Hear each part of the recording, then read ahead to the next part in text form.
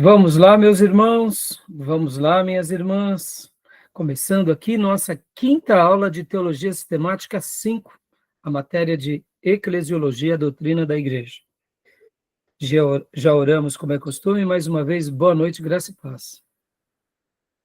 Boa noite, graça e paz. Boa noite, graça e paz. Boa noite, graça e paz. Com muita alegria que a gente vai continuar trabalhando, né, sobre esse tema. Na última aula eu esperava falar com vocês também já sobre o próximo capítulo, que era o capítulo 45 do nosso livro-texto, do Gruden. Não deu tempo, mas não tem problema, como eu mencionei para vocês, né? A partir de hoje, com exceção do governo da igreja, do capítulo sobre o governo da igreja, a gente vai conseguir desenvolver mais rápido, tá bom? E eu não tenho dúvida que os irmãos vão se edificar bastante sobre os temas que a gente tem aqui proposto, né? Então, os irmãos, por gentileza, já peguem o livro-texto de vocês, do Gruden, né? Podem pegar. Eu estarei compartilhando já o slide aqui, né, do material da Vida Nova, do Gruden aqui também com vocês, sabendo que a gente tem utilizado esse livro, né? Então, a gente vai agora começar a trabalhar no capítulo 45, no assunto sobre pureza e unidade da igreja, tá bom? Pureza e unidade da igreja. Bom, antes de mergulharmos nesse capítulo, eu gosto de ler o texto bíblico, então vamos ler um versículo, irmãos. Eu gostaria de ler um versículo que está aqui em Filipenses. Filipenses, capítulo 1, versículo de número 6. Um texto que eu gosto muito, né? Quando a gente fala sobre pureza e unidade da igreja, a gente lembra muito do que, irmãos, quando nós falamos sobre pureza e unidade da igreja? O que a gente lembra? Santidade. Santidade, exatamente. E quando a gente pensa, assim, em santidade, né, partindo do pressuposto que somos pequenos, somos falhos, somos limitados, quando pensamos sobre nós mesmos, a gente olha assim e olha a igreja de Deus, que é uma obra tão linda e santa, e é o corpo de Jesus na terra, tem hora que a gente pensa assim, não vai dar muito certo esse negócio, não. Porque é um preço muito grande a ser pago, é uma vida de muita renúncia, é uma vida de muita consagração, e a igreja, ela é também limitada no que se diz respeito, não pelo noivo, mas pela noiva. A noiva, ela é falha, né? Podem ver que não teve igreja que fosse perfeita, nunca existiu, né? Eu me lembro do pastor Enéas, que certa ocasião chegou para ele um membro da igreja e disse assim, pastor, eu estou indo embora porque eu já procurei algumas igrejas, eu vim parar aqui na igreja do Senhor, Igreja Batista do Povo, mas aqui também não é uma igreja perfeita, eu estou procurando uma igreja perfeita. E aí o pastor Enéas olhou para ele e falou assim, então tá bom, filho, pode ir. E quando você achar essa igreja, você me avisa, eu também vou para lá. Não é verdade? Muitas vezes a gente tem essa relação de eu estarei buscando o lugar perfeito. Mas, na realidade, o perfeito é o noivo. A noiva, ela é imperfeita. Por outro lado, o noivo, que é perfeito, chamou-nos para uma obra. Ele nos deixou tudo disponível e já nos capacitou sobre todas as coisas. Logo, essa noiva que é imperfeita, com a graça do noivo, com o auxílio do noivo, com a unção do noivo, com a unção do Espírito Santo, ela vai conseguir e vai ter êxito, pela graça do noivo, porque nós fomos comprados por um alto preço, o preço do noivo. E aí a noiva, então, paulatinamente vai vencendo as suas dificuldades, vai vencendo as suas fraquezas, os seus dilemas. E aí, quando a gente olha nessa perspectiva, aí muda um pouco a nossa opinião. Aí a gente diz, agora tem jeito. Agora tem jeito por causa do noivo. Não é verdade? Amém? Amém. E nesse capítulo que vamos estar trabalhando sobre a pureza e a unidade da igreja, é mais do que um capítulo que a gente olha no sentido de santidade como algo, vamos dizer assim, né? É aquela santidade bíblica e não aquela santidade religiosa. Porque a santidade religiosa leva um pouco ao misticismo, leva um pouco àquela ideia de santos, de piedosos, no sentido de pessoas que nunca pecaram, e nós sabemos que isso não é verdade. Mas quando a gente olha essa noiva, que tem o auxílio do noivo, que tem a graça, e aí a gente tem um texto ou um capítulo como esse, pureza e unidade, opa, a gente começa a entender, essa noiva ela precisa ser purificada, ela precisa ser limpa, ela precisa ser banhada, ela precisa ser unida a outras pessoas e igrejas que pensam como ela, porque dessa forma melhoramos ao longo dos anos e não pioramos. Aí a gente diz, tem jeito, é possível sim. E eu me lembro do Dr. Russell Shedd, que dizia que a palavra de Deus é ela quem nos purifica. E enquanto ele nos ensinava lá no Seminário Betel Brasileiro, numa semana de consagração, em que ele falou sobre sermão expositivo, Russell Shedd dizia que a palavra de Deus é o chuveiro de Deus, que nos limpa. E quanto mais nos banhamos com essa palavra, essa noiva vai ficando a cada dia mais limpa, mais purificada, mais ataviada, mais alva, e é pela palavra de Deus, porque Jesus disse, vós já estáis limpos pela palavra que vos tenho falado, pregado. Então, é por meio da palavra, com uma disposição inteira, que a noiva vai se purificando, vai se aperfeiçoando. Amém? E eu quero ler esse texto. Um irmão ou uma irmã leia para nós, né? Filipenses 1:6, porque tem tudo a ver com o auxílio de Deus na nossa vida. Vou ler aqui, pastor. Por favor. Tendo por certo isto mesmo, que aquele que em vós começou a boa obra, a aperfeiçoará até o dia de Cristo Jesus. Amém, meus irmãos e irmãs? Precisamos ter essa expectativa como certa. Quem começou, que foi o noivo, o Nazareno, vai aperfeiçoar na noiva até aquele dia. E a igreja que deixarmos, porque sabemos que a igreja não é nossa, nós participamos de uma igreja, cuidamos de uma igreja, no caso, aqueles que foram separados do pastorado, também saberá que vai deixar uma noiva pronta e ataviada, porque as próximas gerações estarão firmados nessa promessa. E o nosso amanhã será melhor que hoje, em nome de Jesus, tá bom? Então, deixo esse texto ao coração de vocês, porque, como eu disse, não é olhando para nós, mas é olhando para o noivo. Amém? Amador da nossa fé. Amém. Né? Então, minhas irmãs, vamos agora para o slide, e irmãos, vamos para o slide, né? Quero aqui trabalhar aqui com vocês, no slide que já retrata, né, o capítulo de número 45, que é essa parte que fala sobre a pureza e a unidade da igreja.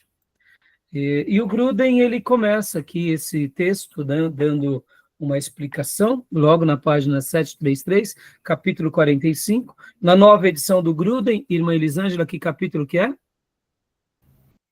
1172. Ótimo. Então, minha irmã, eu vou pedir para a irmã ler para nós, leia para nós aqui o slide da Vida Nova, né, da Edições Vida Nova, que é baseado aqui na obra do Gruden, por gentileza, sobre pureza e unidade da igreja. Leia para nós. Pureza e unidade da igreja.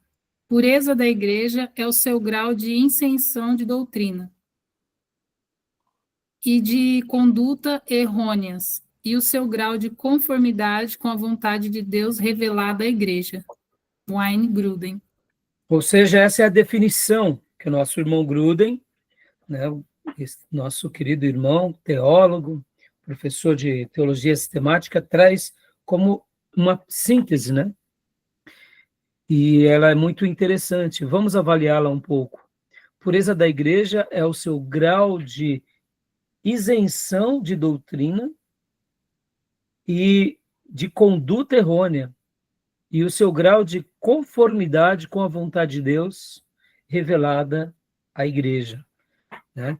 Então, assim, é uma definição bem interessante, porque aqui, eu gostei muito desse capítulo, o Gruden, ele não trata a igreja como a igreja que está certa, a igreja que está errada. Ele diz o seguinte: existem igrejas que, de fato, só recebem o nome e o título de igreja, mas são igrejas chamadas falsas. E aí depois existem as igrejas que são as igrejas verdadeiras. E dentro das verdadeiras temos as mais puras e as menos puras.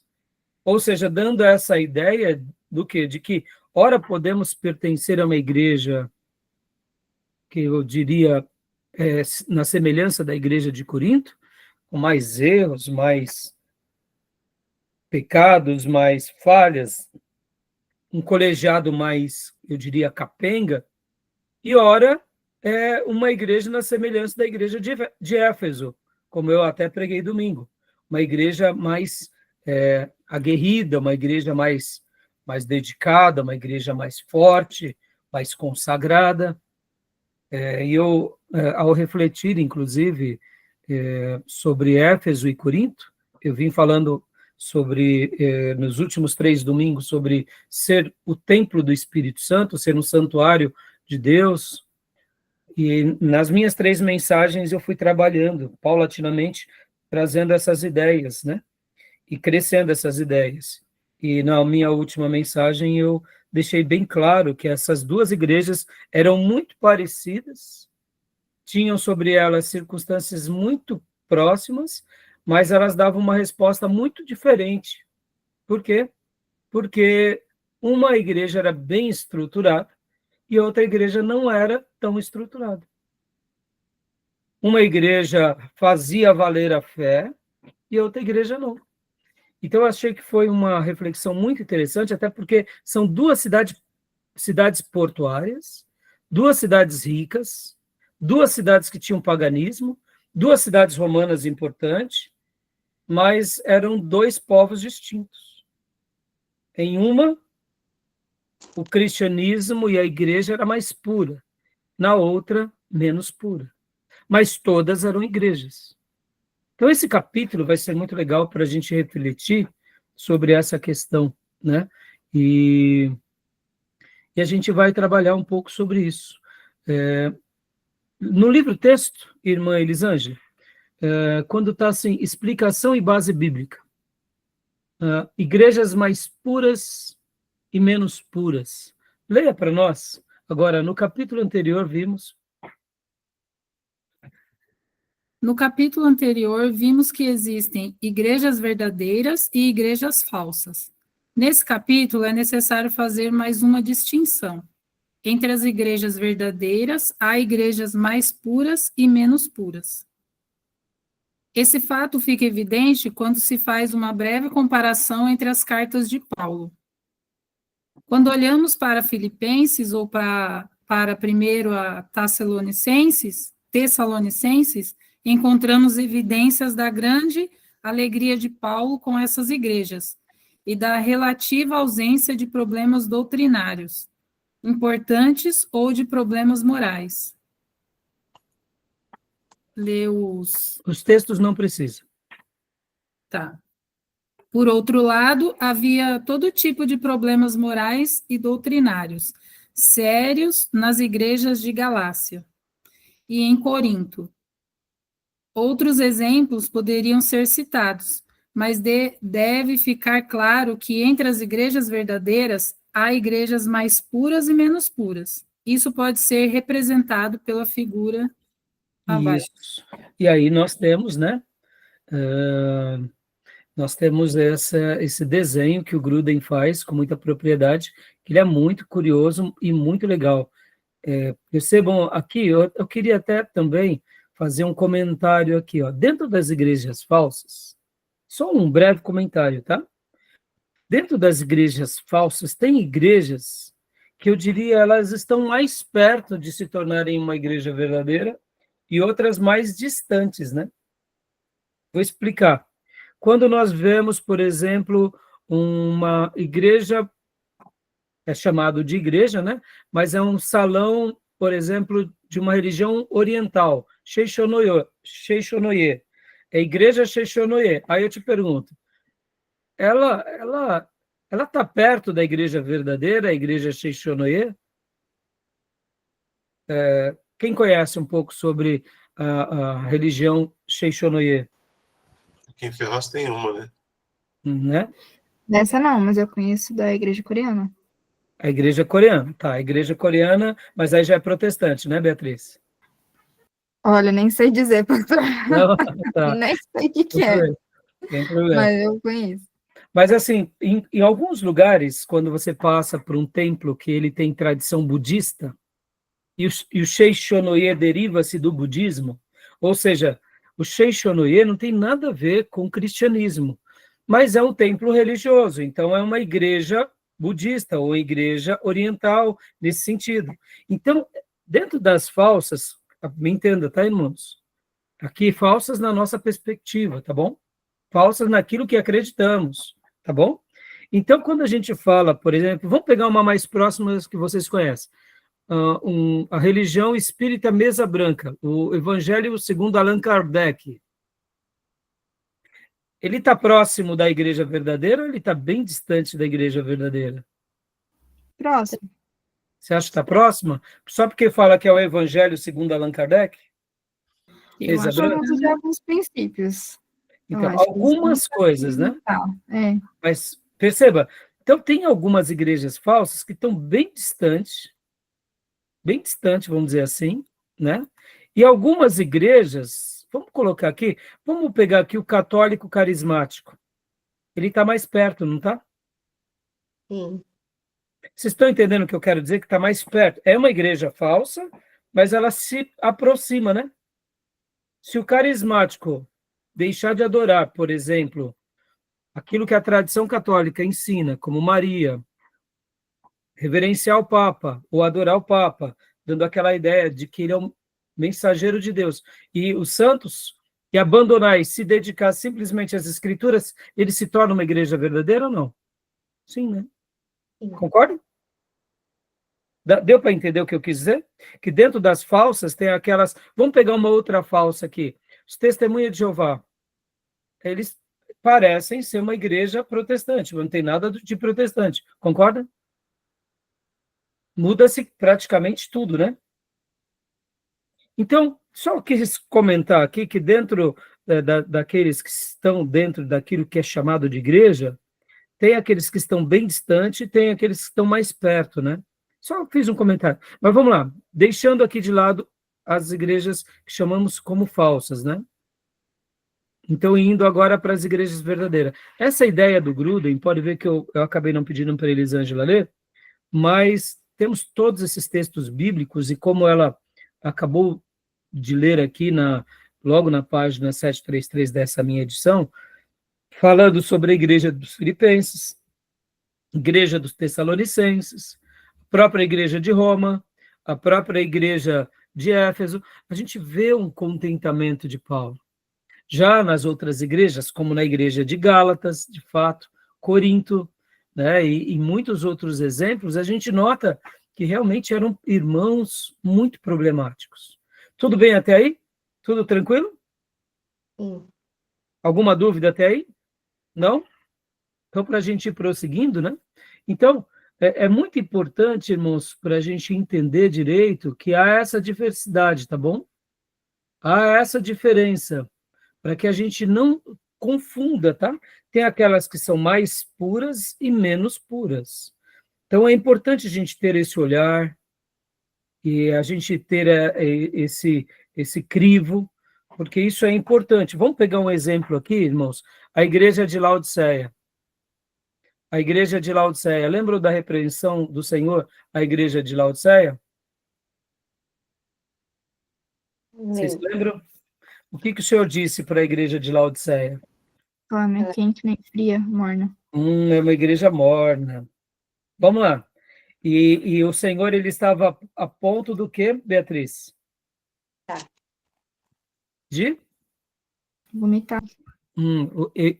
É uma igreja morna que ele estava a ponto de vomitar da boca. Olha que interessante aqui, dando um contexto histórico. As águas de Laodiceia também tinham fontes que eram regiões que as águas chegavam morna. Então, o povo de Laodiceia sabia disso. O que era uma água morna. E uma Impureza. água morna, quando a gente Impureza. bebe... Cheia de impurezas. Sim, mas assim, principalmente nesse aspecto mais humano, Miriam, quando a gente bebe uma água morna, a gente não tem aquela reação natural, nos dá uma certa gastura, né? Como diz o nordestino, me dá gastura. Né? E o Senhor disse que estava a ponto de vomitar. E o pastor Enéas, falando sobre a igreja de Laodiceia, menciona sobre isso, porque ele fala assim, percebam, irmãos, ele disse isso no seminário, eu nunca me esqueci, o Senhor está a ponto de vomitar, mas não vomita. Então, podíamos dizer que a igreja de Laodiceia, dentro dos menos puras, estava aqui, ó, quase sendo vomitada. Mas o Senhor vomitava? Não. Por quê? Estava no menos pura. Como eu disse, os aquedutos lá de Laodiceia, dependendo da época do ano, esquentavam muito, e as águas, quando chegavam nas casas, chegavam quentes, irmãos. Então, os laodicenses sabiam muito bem o que era uma água morna. Percebam, essa ideia é uma ideia que eu queria que vocês guardassem sobre essa doutrina. Porque, irmãos, ser mais puro ou menos puro vai depender muito de vários fatores. Vai depender muito, eu diria, de vários contextos. E agora a gente vai aprender aqui, com o Gruden, alguns sinais de uma igreja mais pura. É normal que nós vejamos os sinais, e aqui, meus irmãos, a gente está fazendo uma análise, é um case de análise. Isso não significa que, muitas vezes, o irmão está numa igreja que ela é mais pura, mas, de repente, ele é mais demagogo. Ele é mais hipócrita. Então, me entenda. Eu posso estar numa excelente igreja e eu não estar praticando. Mas você concorda que aí a culpa é do irmão e não da igreja? E não do púlpito e não dos ministros? É mais ou menos aquela questão. Um pai ou uma mãe que dá exemplo, os filhos não querem seguir o exemplo. Mas o pai foi honrado, a mãe foi honrada. Agora, olha só que interessante. Se num lar onde o pai e a mãe foram um exemplo, os filhos deram problema, imagine no lugar onde o pai e a mãe não são exemplo. Olha o risco que correm os filhos. Porque aí eles abrem o precedente, né? Então, agora a gente vai avaliar com o nosso irmão Gruden um pouco sobre essa questão, né? Sinais de uma igreja pura. Porque, ao mesmo tempo, o oposto é verdadeiro, né?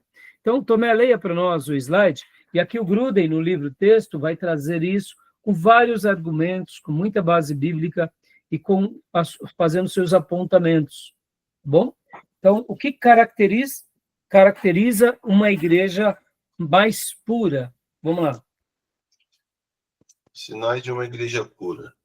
Doutrina bíblica ou pregação correta da palavra, uso adequado dos sacramentos ou ordenanças. Dá uma pausa, Tomé, só um segundinho. Olha aqui, meus irmãos, eu separei, né?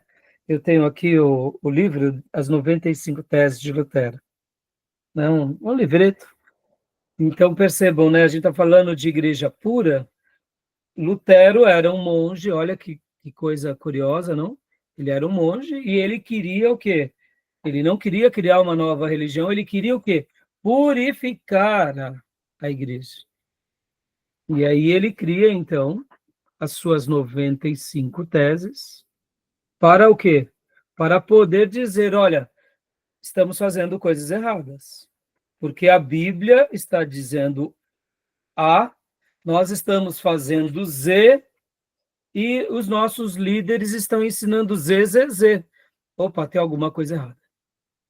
Então, né, Tomé? Ó, doutrinas bíblicas, pregação da palavra de Deus. E quando você vê as 95 teses de Lutero, só vou ler aqui para vocês, rapidamente, ó. Vou pegar aqui a primeira, ó.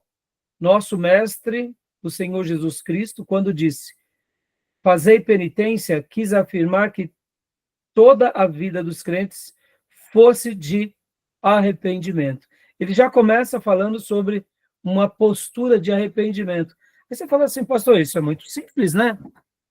Penitência, arrependimento, para nós vamos dizer assim, é um sinônimo, né? Quem faz uma penitência diante de Deus é porque está se arrependendo, né? Hoje, né, irmãos, a gente até pode chegar a essa compreensão, mas naqueles dias, penitência era o quê? Penitência era comprar o perdão. Era ir lá diante, né, dos líderes, nos dias corretos, e ali fazer o quê? Fazer a compra do perdão. Opa, peraí, então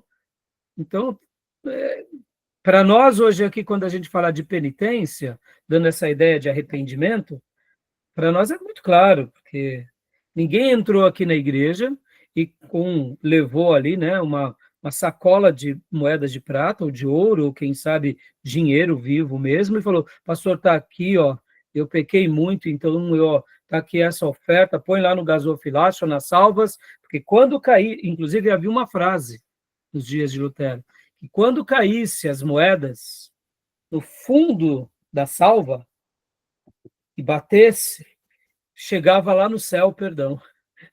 Entendeu? Eram chamadas indulgências. O que eram as indulgências nos dias de Lutero? Era a cobrança de donativos, e quem pagasse esses donativos recebia perdão, recebia graça. Então ele já começa aqui, falando, não, ó, o que Jesus disse, fazei penitência, ou, porque penitência não é uma palavra muito usada por nós, protestantes, mas se arrependam, o Senhor estava dizendo que a vida dos crentes fosse de arrependimento. É a vida toda, o tempo todo, e não necessariamente comprando o arrependimento. Percebam que a igreja, aos poucos, ela foi perdendo a fundamentação bíblica e a pregação correta, e até os usos adequados dos sacramentos, no caso aqui, nós temos as ordenanças, né? Foi sendo distorcido. Percebam, para nós é muito simples. Mas, Miriam, imagine se eu chegasse na igreja amanhã e começasse a falar, bom, irmãos, a partir de hoje, para que você vá para o céu, você vai ter que trazer tantos R$1.000, porque o Senhor me revelou. Aí ia ser um escândalo.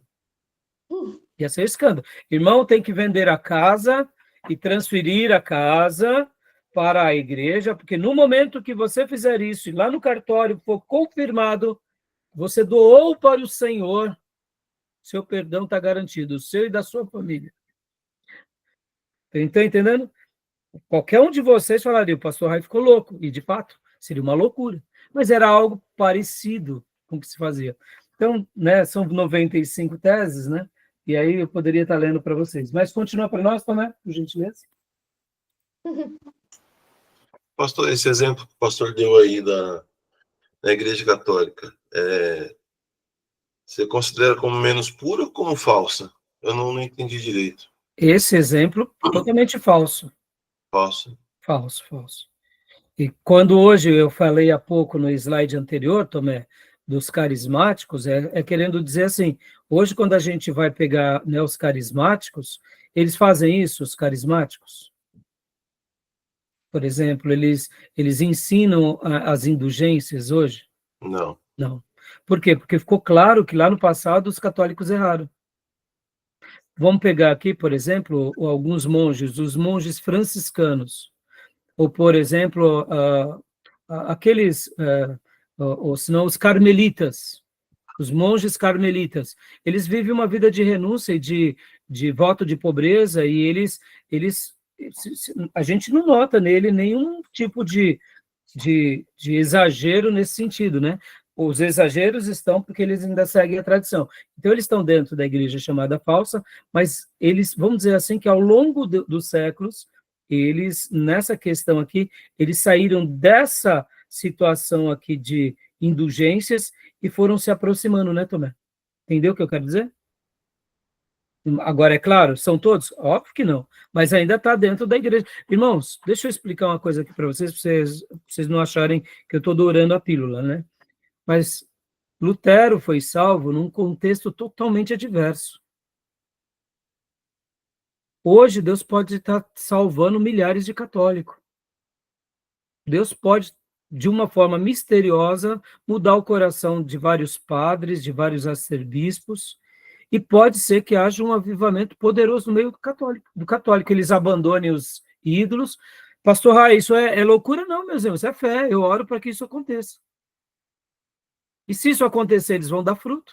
Eles vão parar de adorar Maria, vão parar de reverenciar o Papa, vão parar de seguir a tradição acima das Escrituras, estão entendendo?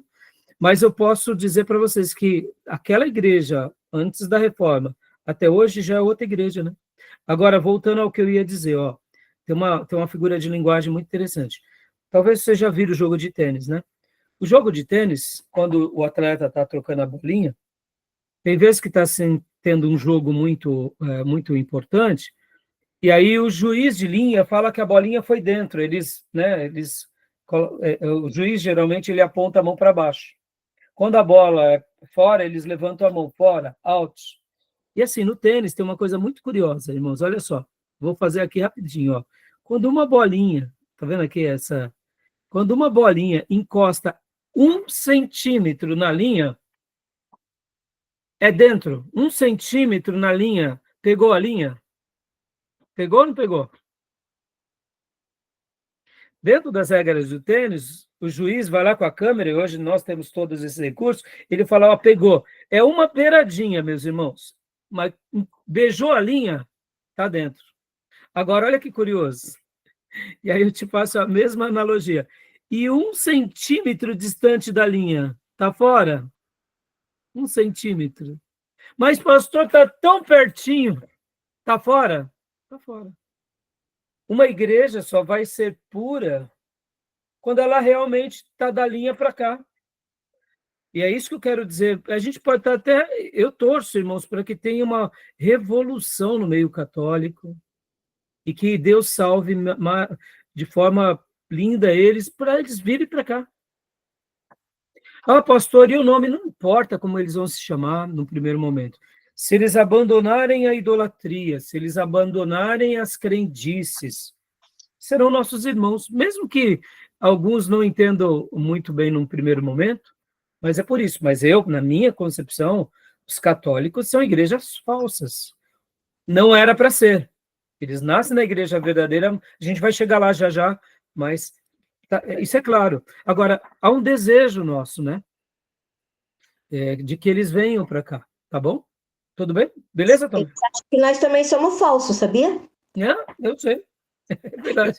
Então, o embate, né? Que eles fazem vídeo, ele fala que o Lutero tirou 7 livros da Bíblia e que nós somos no inferno porque ele não pode tirar nada da Bíblia e os protestantes tiraram 7 livros da Bíblia. Tudo bem. Alega Tem problema, isso, né? tem problema, Miriam. Mas assim, vocês entendem, irmãos, assim, uma coisa é o nosso desejo, uma coisa é a nossa maneira de compreender e outra coisa é o que de fato é, né? Tá bom? O interessante que o pastor falou aí da bolinha de tênis é que no direito penal, para ser considerado crime de falsificação, por exemplo, tem que ser muito parecido. É igual a nota, né? Para a nota ser passada como falsa, ela tem que ser igual, praticamente. Senão eles nem consideram como crime por ser ridiculamente falso, vamos dizer assim. E acho que essa igreja falsa ela tem essa característica, né? Ela é muito parecida com a igreja bíblica. Sim, sim. Por isso que eu, dentro das falsas, eu citei os testemunhas de Jeová, mas poderia usar os mormons. Agora, olha que curioso, irmãos. Me permita, tá? Eu só vou fazer um último adendo aqui, ó. Os adventistas do 7º dia. Olha que loucura, hein? Você foi adventista, né, Tomé? Se eu não me engano, né? Não cheguei a ser adventista, não, pastor. Não. Minha mãe foi. Eu frequentei algumas vezes, mas não cheguei a ser, não. Quando os adventistas nascem, eles nascem seguindo Ellen White e os outros líderes de forma cega. Dentro dos adventistas vão tendo mudanças, certas renovações, e hoje muitos adventistas, vamos dizer assim, têm assim um apreço por Ellen White, mas só respeitam como alguém que fundou a igreja, mas não a vê mais como profeta. Olha que curioso. E alguns pastores, por exemplo, têm essa linha. E eu vejo com isso que até mesmo no movimento adventista, eles estão se aproximando. E a nossa oração qual que deve ser? Que Deus os salve mesmo e os liberte, entendeu?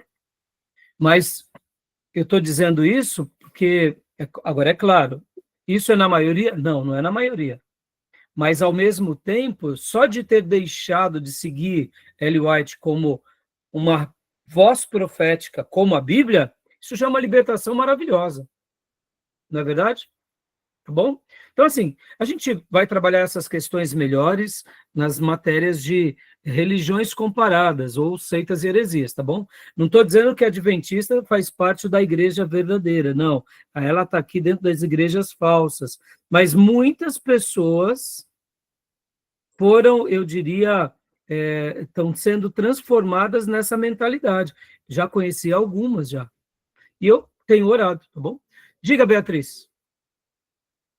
Pastor, dentro desse conceito que você estava falando da igreja mais parecida, menos parecida, até hoje em dia é mais difícil a gente perceber quem que aceita, quem que não é, porque um advento assim, da informação, é tanta gente dá um estudo bíblico, e por fim, um monte de gente tá falando que outra pessoa aceita, e depois outra aceita, e por fim, se a gente for ficar olhando assim, você fica, meu Deus do céu, não tem igreja certa, porque todo mundo aceita. Um pouco... Nesse sentido aí da igreja, como é que fala? Coreana. Foi assim, uma coisa surreal, assim, que eu vi, que a princípio era lindo e maravilhoso, e lá pelas tantas você fica, uai, que tá muito estranho isso aqui. E aí você vai ver que, não de cara, mas em algum momento vai indo para esse canto aí, tipo, ai, ninguém presta. E não é essa a minha proposta agora, tá, meus irmãos? Minha proposta agora foi mostrar até mesmo essa, vamos dizer assim, essa atuação de Deus trazendo igrejas como a católica, como a adventista, né? Mas, ao mesmo tempo, aqui, a gente agora, vamos lá, dentro das igrejas verdadeiras, por isso que essa ideia da mais pura e da menos pura, ela é muito significativa, porque a gente tem que tomar cuidado, porque senão muitas vezes, com o nosso julgamento, está indo até para menos pura e está achando que está tudo certo, né? E é muito, muito complicado mesmo, é isso aí, Beatriz. Né? Então, pode... É a igreja que Deus vê, né? É a igreja que Deus vê. Por isso que a gente, irmãos, está aqui para estudar, para aprender, e o nosso julgamento é a partir das escrituras, de uma avaliação, mas, ao mesmo tempo, quando a gente nota tudo isso a partir do quê? De doutrinas bíblicas erradas, de ensinos errados, né? Então, e Tomé, te respondi também? Você queria fazer mais alguma pergunta? Não? Então, continua lendo para nós, Tomé. Você parou aqui, a aplicação correta, né? Aplicação correta da disciplina eclesiástica, adoração genuína, oração eficaz, testemunho eficaz, comunhão eficaz, governo eclesiástico bíblico, poder espiritual no ministério, santidade de vida entre os membros, cuidado pelos pobres e amor por Cristo. Nosso querido irmão Gruden nos dá uma síntese ótima quais são os sinais de uma igreja pura. Agora, olha só que interessante, né?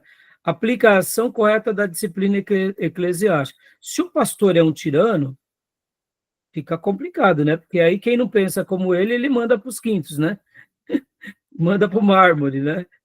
A adoração, perceba aqui a questão da adoração, né? Se a pessoa é meia radical, ela vai falar o seguinte: quem não adora como eu, não é crente. Ao mesmo tempo, outro ponto aqui que é muito polêmico, governo eclesiástico bíblico. Né? Ou seja, muitas vezes a maneira que a igreja ela é administrada, ela é gerida, é mais parecida com uma empresa do que como um corpo, o corpo de Cristo.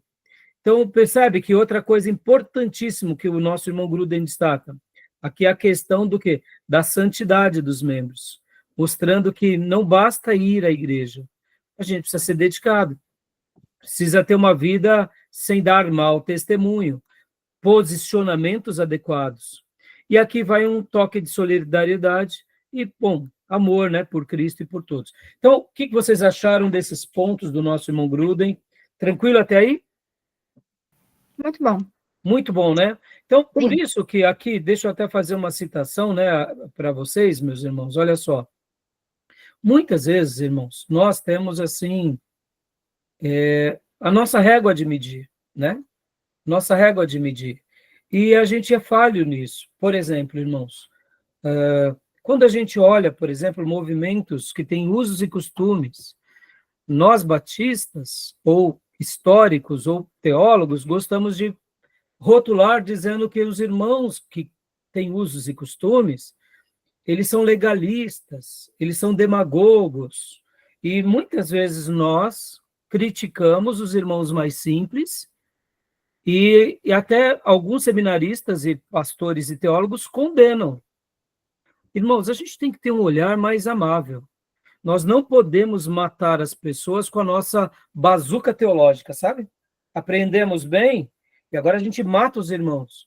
Se o irmão, para ele, adorar a Deus, ele tem que a irmã, ela tem que ir de vestido, ela não pode cortar o cabelo, vamos respeitar. São atitudes piedosas de um grupo que, na cabeça deles, eles aprenderam como doutrina. Mas, se a gente for com ignorância, a gente não vai ajudar aquele grupo. A gente tem que ir com ternura, a gente tem que ir com paciência. Então, percebam que, muitas vezes, nós que gostamos de estudar, a gente começa aqui a ter, eu diria, aquilo que na última aula falei sobre a cama de Procusto. Tudo que foge à nossa régua, a nossa cama, ou a gente estica, ou a gente corta. E aí a gente mata as pessoas, né? Então, assim, a gente tem que ter um pouco mais de sabedoria nisso. Porque tem vezes que um grupo, ele nasce numa certa região, e ele cresce, eu diria, com temor e com fé, mas eles não tiveram um bom líder. Vamos pegar um exemplo aqui, irmãos. Quantas vezes nós ouvimos testemunho de pessoas que se converteram lá no sertão nordestino?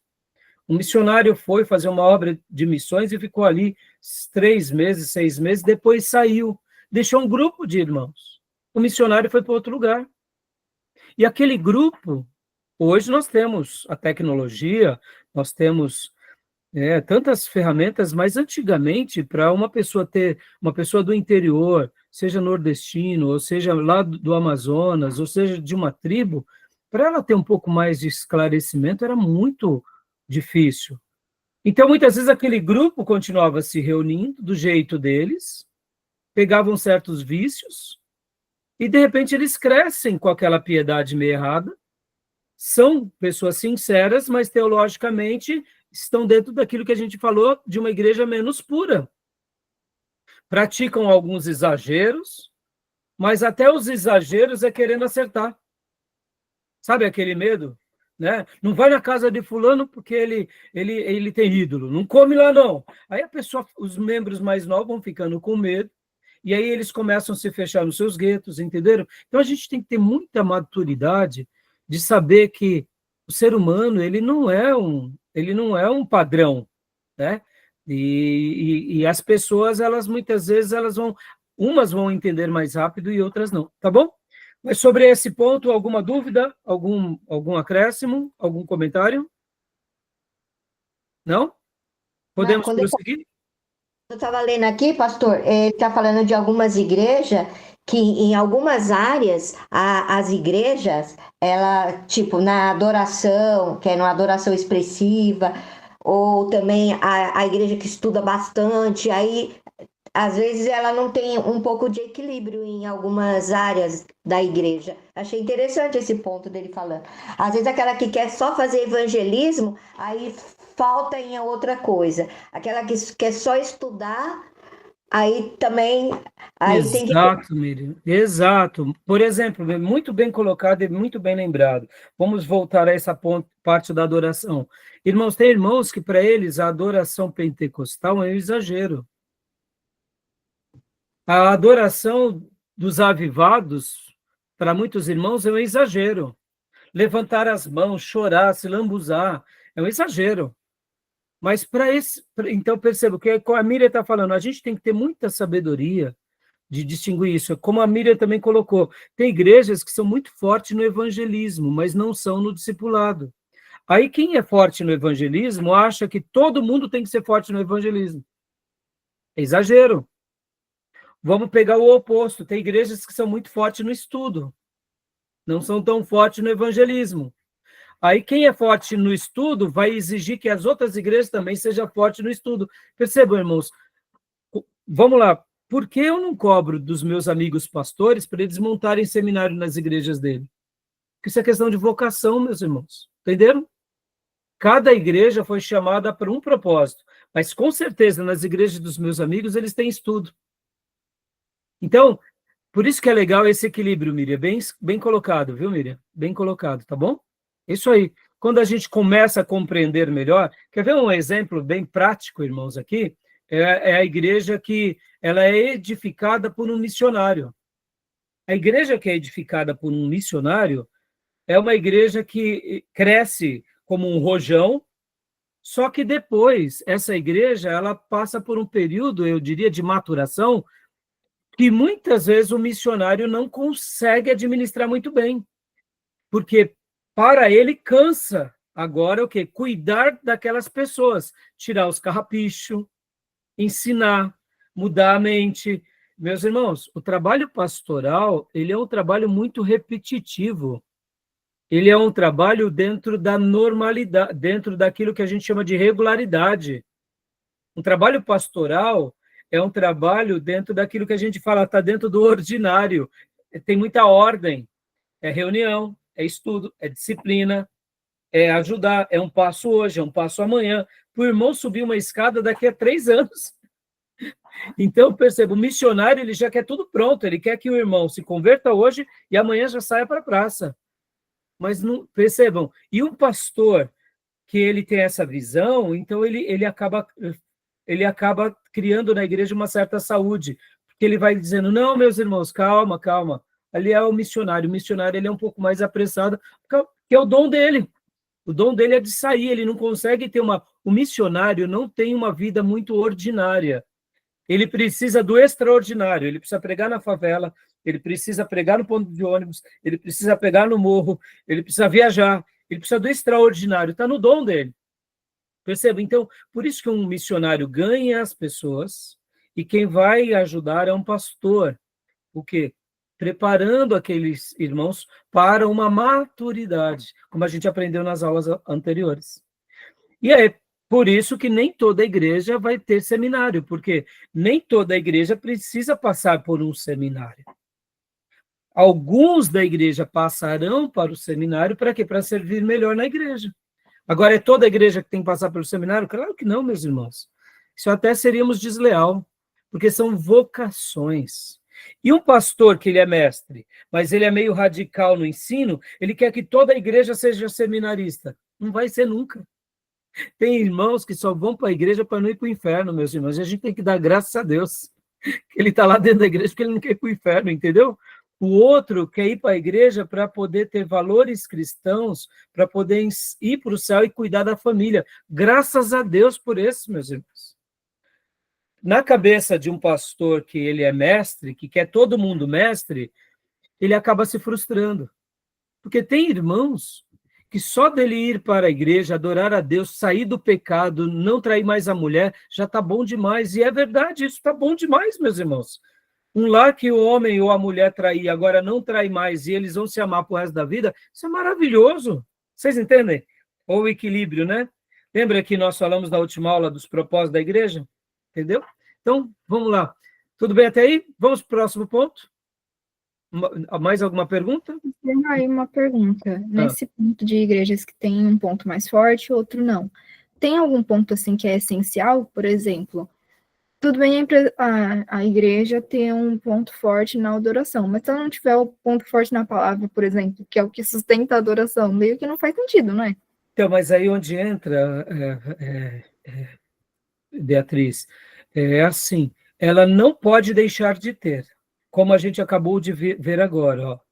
Ela não pode deixar de ter esses pontos, certo?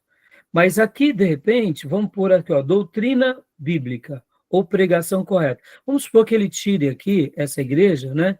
Beatriz, tira uma nota 8. Né? Vamos supor que já que na adoração, ó, genuína, tira uma nota 4. Né? Aqui pode ver que ele falou testemunho eficaz, mas eu poderia pôr evangelismo. No evangelismo ele tira uma nota 3.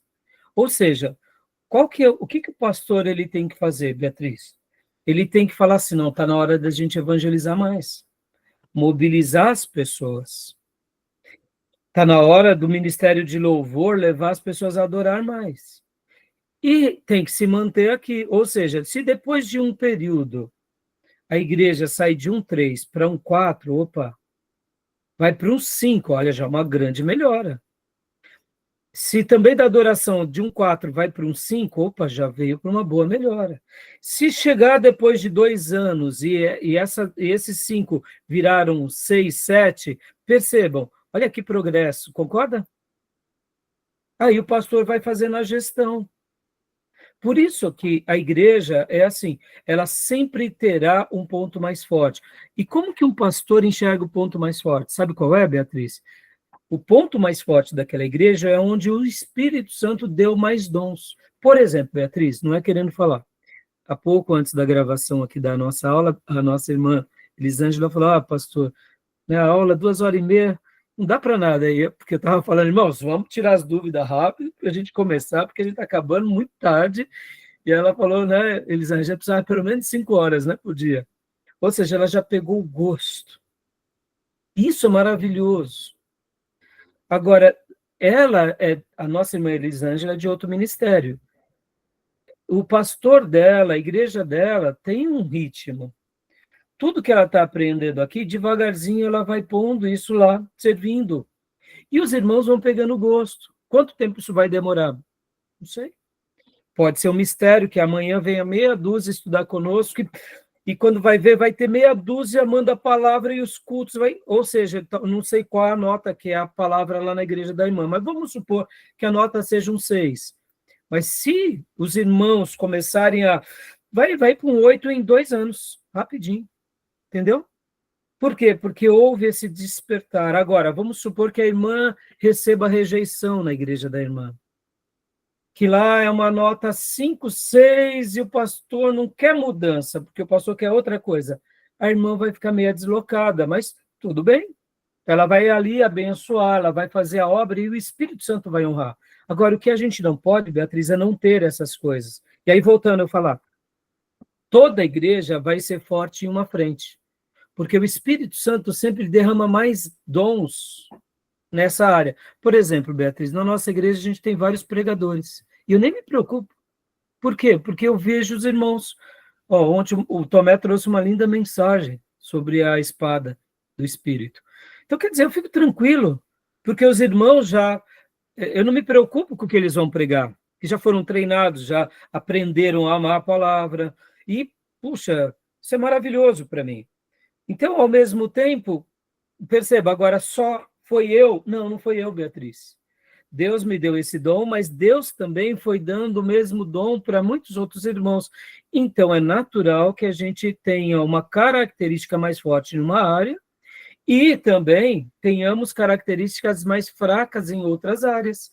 E é isso onde a gente olha e fala, gente, a gente precisa melhorar aqui. Precisamos orar mais, os irmãos precisam trabalhar mais, só ajudar o pastor, porque, Beatriz, irmãos, o pastor não faz tudo na igreja. O pastor, ele é o maestro da grande orquestra. Mas se está faltando violinista, não vai ter cordas, entendeu? Agora só tem quem toca, né, sopro, mas não tem violinista, não tem pianista, vai ficar faltando. Então não é uma orquestra, vira uma banda. Tudo bem, a gente vai tocar com o que tem. Mas você concorda que o testemunho e a evangelização é importante? Lembram na última aula, meus irmãos, nós falamos sobre o propósito da igreja? Eu, inclusive, citei um pouco sobre o que eu aprendi com o Rick Warren, falando sobre os 3 propósitos de um ministério, que é a nossa adoração a Deus, com relação aos nossos... Então, segundo o Gruden, vou até voltar aqui rapidamente para vocês. Edificar. Isso. É Evangelização. edificar. Então, é edificar. Mas primeiro era o ministério com relação a Deus, né? Olha aqui, ó. Adorar. Isso, aqui no livro, no slide ele não colocou, né, essa parte. É ministério com relação a Deus, ministério com relação aos membros da igreja, ou seja, dentro da igreja local, e ministério em relação ao mundo. Então, relação a Deus é adorar, né? Adorar, e a gente falou. Então, o que acontece? Perceba, Beatriz, quando nós pensamos quais são os grandes propósitos de uma igreja, o Rick Warren, por exemplo, aqui nesse livro dele, ele vai dar, assim, alguns propósitos que a igreja tem que ter, né? E dentro desses propósitos, ele traça uma linha. Por exemplo, Beatriz, cada igreja vai determinar quais são os seus propósitos. Por exemplo, né, nós aqui aprendemos com Gruden 3 propósitos de uma igreja. Mas, vamos lá, tem outras igrejas que, por exemplo, colocam, vamos dizer assim, 5 propósitos, 6 propósitos. Não tem problema, Beatriz. Desde que todos esses propósitos estejam fundamentados na Bíblia. Por exemplo, né, na nossa igreja local, eu aprendi com o pastor Bill Hybel, e eu ensinei durante muitos anos isso, à igreja, que os nossos propósitos da igreja, eu chamo de missão da igreja. Qual que é a nossa grande missão? Né? Nós sempre traçamos, há um bom tempo atrás, uma missão. E depois dessa missão, nós dividimos, né, essa missão com vários propósitos, que praticamente seria a mesma coisa, que seriam os nossos valores. Então, assim, nós temos a nossa missão, né, que eu sempre gostei de passar para os irmãos, mas, ao mesmo tempo, nós temos 5 valores da igreja que seriam aquilo que nós queremos. E, por exemplo, esses valores eu poderia dizer que são os propósitos, que é evangelizar, que é edificar, que é uma vida de comunhão, uma vida de serviço e uma vida de generosidade. Pode ver que eu não coloquei a adoração. Aí você fala assim, nossa, pastor, você não colocou a adoração? Porque, para mim, na edificação está a adoração. Entendeu? Agora, tem pastor que coloca como propósito ou como valor a adoração. Então, perceba, a evangelização, a edificação, o serviço. O que é o serviço? É descobrir os dons e talentos que cada um tem. Vida de comunidade. Como assim vida de comunidade, pastor? É importante que os irmãos da nossa igreja conheçam uns aos outros e cresçam em relacionamento e amizade. E, por último, generosidade. Como assim generosidade? A arte de se doar com seus recursos. Para quê? Para que a gente continue investindo na igreja, nos ministros, nas obras, nos projetos, para que a gente veja a igreja crescer. Então, você percebe que... Vamos lá, Beatriz. Cada igreja vai ter os seus propósitos baseados nisso que a gente acabou de dizer. Mas o mais importante não é o propósito propriamente dito, né? Mas é saber se aquela igreja está dentro do quê? De sinais de uma igreja pura, ou seja, dentro daquela perspectiva de doutrina. Porque, Beatriz, nunca a gente vai ter uma igreja perfeita. Você entendeu? Verdade. Não adianta a gente querer cobrar, né? Por exemplo, vamos aqui falar dos irmãos pentecostais. Os irmãos pentecostais são muito ousados nas questões de milagres, de dons, de evangelismo, são fracos em missões, mas são ótimos no evangelismo. Muitos pentecostais hoje são bons na palavra, mas muitos pentecostais são fracos na palavra. Mas percebam, eles são fracos na palavra, mas não significa que eles não têm palavra. Eles têm palavra, mas são fracos. Então, a nota de muitas igrejas pentecostais na palavra é 3, 4. 4, olha, está todo mundo dando glória a Deus. Mas já no evangelismo, é um 7, 8, entendeu? Então, perceba, não tem... O ruim é quando essa igreja está tirando um 0 na palavra, aí complicou. Se está tirando um 0 na palavra, o que o pastor está pregando? Está pregando besteira, né? Está pregando revelação, está pregando heresia. Aí, e quando começa a tirar -1, aí pronto, aí o negócio descambou. Você entende, Beatriz? Então, a gente tem que saber, Beatriz, que a nossa igreja vai ser muito semelhante à nossa família. Em alguns momentos a gente vai estar de vento em pouco, tudo dando certo, e tem horas que a gente só vai estar sobrevivendo. Pastor, só sobrevivendo é um perigo. Perigo nada, filho. Graças a Deus que a gente está sobrevivendo. Entendeu? Tem horas que a gente só sobreviver é maravilhoso. Por quê? Porque estamos passando por uma tribulação, estamos passando por uma dificuldade, entendeu? Tá bom? Tudo bem? Joia até aí? Então, esclareceu, meus irmãos? Tirou as dúvidas? Então, vamos para o próximo slide aqui, meus irmãos, para a gente encerrar, né? Ensino sobre a unidade da igreja. Agora o Gruden ele vai falar sobre a unidade da igreja, né? E o que ele está querendo dizer aqui sobre unidade, irmãos? Ele está querendo dizer aqui que as igrejas locais, elas têm que, essas igrejas, sejam elas quais forem, elas têm que ter uma certa unidade. Como assim? Por exemplo, irmãos, unidade não é uniformidade, tá, irmãos?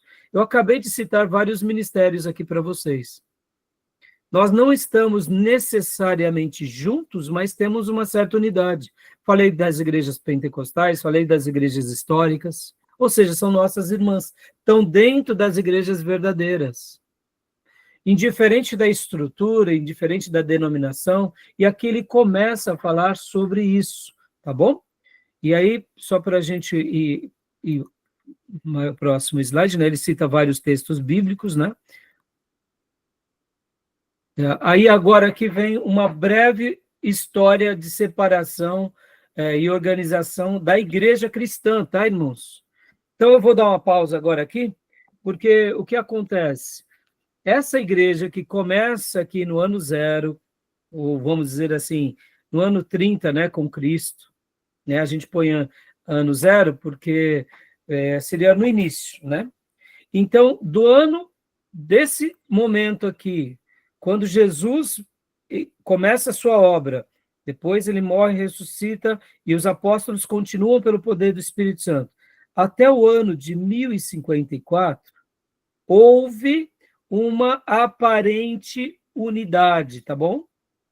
Só estou dizendo aparente, porque esse ponto a gente vai trabalhar já, depois do intervalo, mas vocês vão aprender muito sobre isso na história eclesiástica, tá? Então, a gente vai dar uma pausa aqui, porque eu queria pegar um começo, meio e fim, e a gente vai para essa questão agora da história, e a gente vai para as questões das separações, né? Porque aqui, o Gruden, ele vai falar o seguinte, ele vai dar um desfecho, e deixa eu mostrar aqui para vocês o desfecho. Qual é o desfecho? Por que as igrejas elas acabam se dividindo? E aí ele dá alguns prováveis motivos para as divisões da igreja. E é importante a gente saber disso. Por quê, irmãos? E se o pastor Rai amanhã der a louca e eu começar a fazer que nem o vídeo que o Tomé publicou lá, não foi, Tomé? Da Vó Rosa, né, Tomé? Foi você, não foi? Foi. Que judiação, né, Tomé? Dá dó, porque dá para ver que a pessoa está totalmente equivocada, né? Falando que a Vó Rosa tinha os dons e agora os dons tem ele e o outro, sei lá, líder lá. Sobrinho, só ele e o sobrinho. Só ele e o sobrinho, ou seja, uma seita, né, irmãos? Dá dó ver uma pessoa de idade que está se entregando a essa causa e vivendo um dilema desse. Então, se amanhã o pastor Rai endoidar, meus irmãos, vocês vão ter que seguir outro caminho, ou vocês vão ter que me dar um cartão vermelho, né? Me expulsar, é verdade. É para isso que eu estou ensinando vocês. Se amanhã eu ficar falando Jesus e chamando Jesus de Genébrio, e aí falando que a gente tem que adorar Jesus e que tem que adorar também o bezerro, aí pode internar o pastor, ou pode excluir o pastor. Não tem o que fazer. E isso é importante a gente saber, porque o meu líder ele tem que ser amado, tem que ser valorizado, mas o meu líder, quando vai para a heresia, ele tem que ser amorosamente corrigido, e se ele continua na heresia, ele tem que ser advertido, e se ele continua na heresia, ele tem que ser excluído. Agora, e quando nós não conseguimos excluí-lo? Aí a gente vai para onde? A gente segue a nossa vida. Nós saímos dessa igreja, porque aí sim, né? Aí se exclui, né? Aí a pessoa, ela não se exclui, né, também, ela pede, né, a sua Eu exoneração. fiz isso, né? Exatamente. Eu falei, cheguei num determinado pastor que o pastor conhece, eu falei, eu tô saindo da igreja, não tô me afastando de Jesus, tô me afastando da igreja. Dessa igreja, né, também. Tô saindo por causa disso, disso, disso e disso. Eu coloquei para ele. Então, e nessa hora, irmão, a gente tem que ser muito firme. Por isso que eu ensino a igreja, eu gosto de chamar a nossa igreja de igreja escola. Porque, irmãos, uma coisa é a pessoa estar brava comigo porque eu desci o cajado contra o pecado, com a língua comprida, com a irmã fofoqueira. Tudo bem, releva essa fofoqueira, releva o irmão carnal.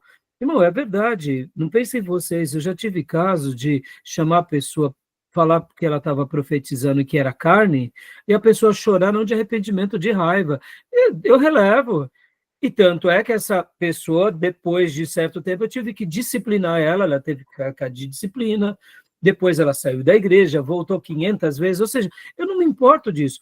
Irmãos que já passaram do limite, por exemplo, sobre comportamentos éticos e morais, que eu tive conhecimento de causa, ora porque me falam, ou porque a hora alguém chega, a primeira coisa eu boto em disciplina.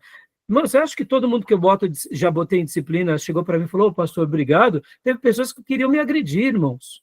Por quê? Porque são pessoas egoístas que cometeram um erro e ainda estão querendo, em nome da nossa amizade, que eu endosse o erro.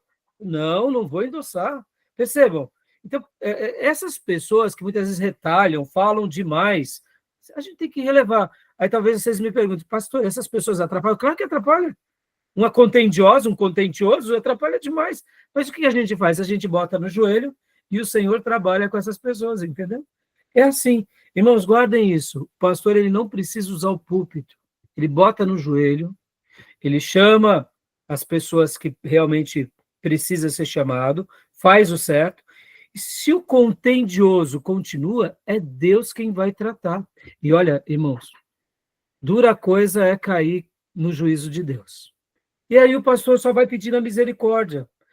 Graças a Deus, a maioria das pessoas, Deus aperta o cajado nelas e elas aceitam.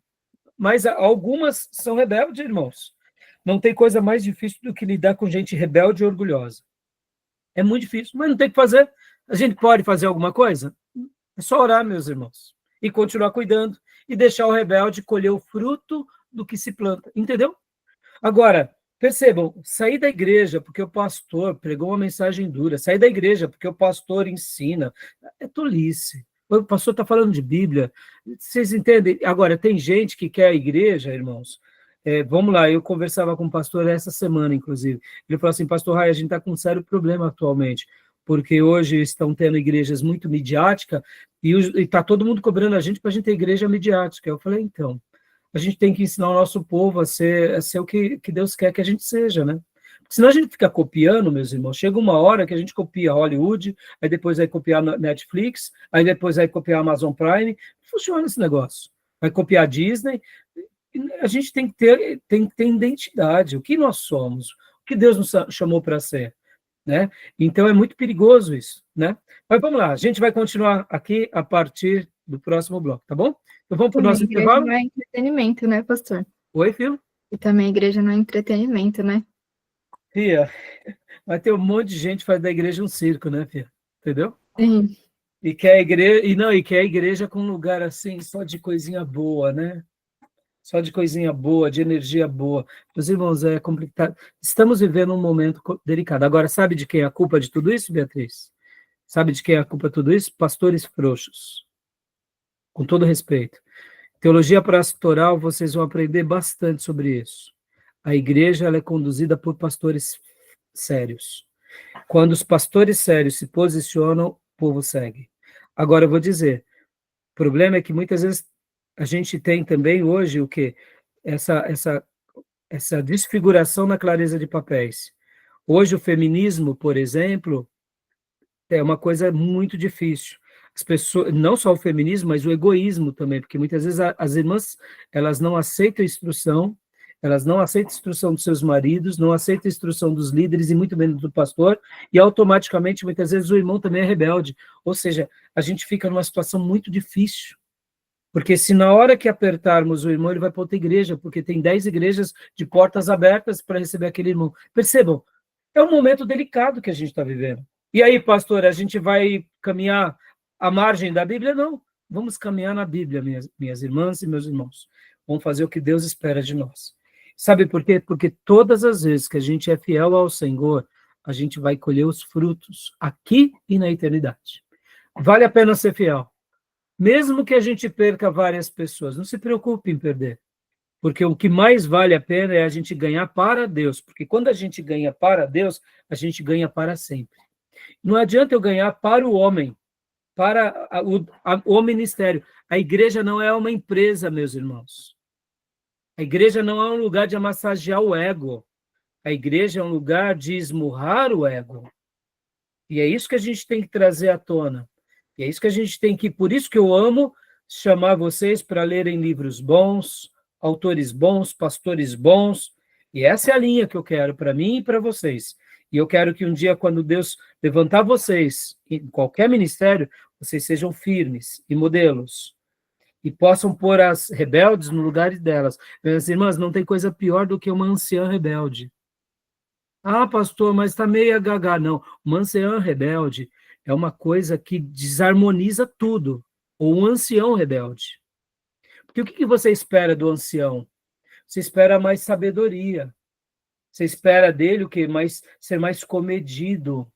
Você espera dele ser mais passível. Agora, um ancião rebelde, meus irmãos, é terrível, porque ele inflama jovens, ele inflama adolescentes, ele contraria, muitas vezes, líderes.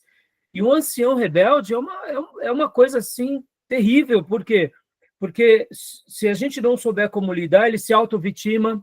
Estão entendendo? Então, percebam, por isso que a gente tem que ter pessoas na igreja que são modelos. As pessoas modelos, como elas são em casa, como elas são na família. Não adianta a pessoa dizer que é modelo. Dizer que é modelo e não ser é só bravata. É só história para boi dormir.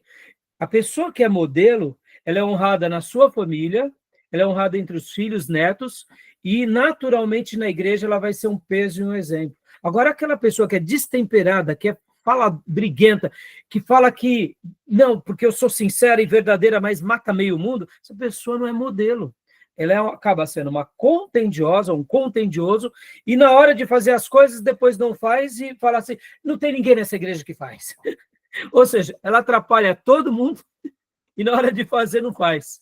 Porque, irmãos, a obra de Deus é muita renúncia. Você põe um contendioso para fazer alguma coisa, ele não fica 2 meses. Ele já atrapalha tudo, porque é contendioso. Está entendendo? Então, por isso que trabalhar na igreja é muito difícil. Tá bom, pessoal? Eu não estou chamando vocês aqui para uma coisa impossível, não é isso. Mas a gente tem que ter essa visão, que não é fácil, que é uma coisa complicada. E o pastor, irmãos, olha só, se ele não souber corrigir a pessoa que é contendiosa da forma correta, até nisso ele perde. Porque muitas vezes o contendioso vai se auto-vitimar e vai criar uma contenda medonha. Por isso que Paulo já deu a recomendação. Repreenda os mais velhos como pai e como mãe. Mas a gente tem que ser firme. Só para eu encerrar. Quando eu tratei de várias senhoras problemáticas, sempre alguns senhores problemáticos, eu sempre fui muito firme. Minha irmã, não. Irmã, não. O que a irmã está fazendo está errado. Irmã, se acerta. Ai, pastor. Não, se acerta, irmã. Está errado. Ai, por quê? Porque eu estou vendo que é uma pessoa muito rebelde e que ela vai tentando conduzir a situação de acordo com o que ela quer. Só que chega uma hora que vai ferindo meio mundo, irmãos. Entendeu? E se na hora a gente... Não vou falar nada com a irmã, quando você vai ver, você perdeu o controle. E a igreja não é nossa, irmãos. A igreja é de Jesus. Entendeu? Tá bom, filhas? Né? Mas é assim mesmo. É um duro ofício, mas é maravilhoso, porque a gente está ajudando as pessoas a o quê? A se prepararem para o noivo, tá bom? Vamos para o nosso intervalo? Tá bom? Vamos lá, então. Até já.